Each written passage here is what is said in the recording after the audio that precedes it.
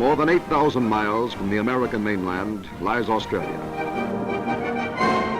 It was 1942, in the middle of World War II, when Australia found itself in need of a great and powerful friend to help fight against a great and powerful enemy. Guarded by sturdy ships and ever-watchful planes, American fighting men land safely on Australia's friendly shores.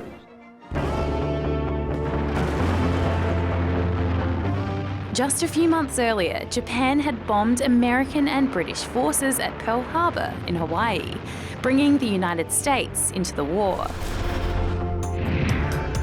It joined a group of countries, including the UK, Australia and France, that were fighting against another group of countries led by Germany, Italy and Japan.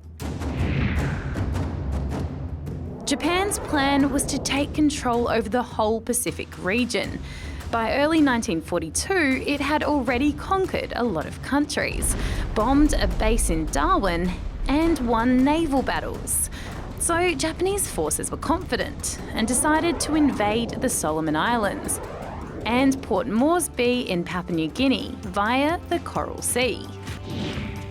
If Japan managed that, it would strengthen its defences, cut sea ties between Australia and the US, and make it easier to attack their military bases, including the ones in Queensland.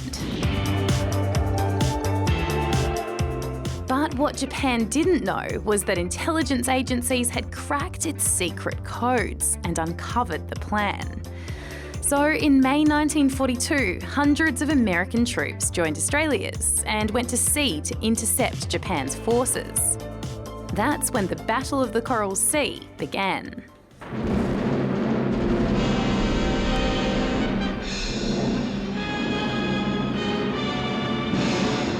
The fighting went on for several days, as both sides searched by air for each other's vessels and attacked them from far away. They did that by launching fighter planes from huge aircraft carriers and dropped torpedoes or bombs on the enemy.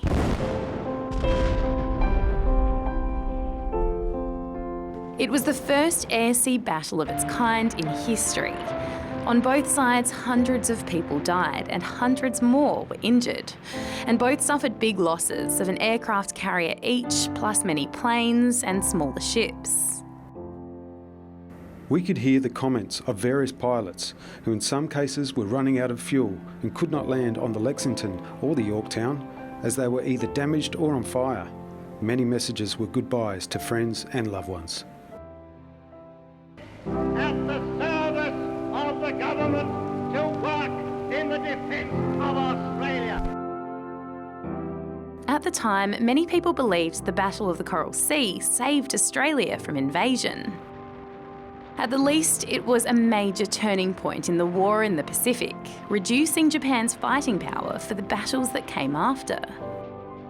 It was also the start of a military friendship between two allied countries that still exists today.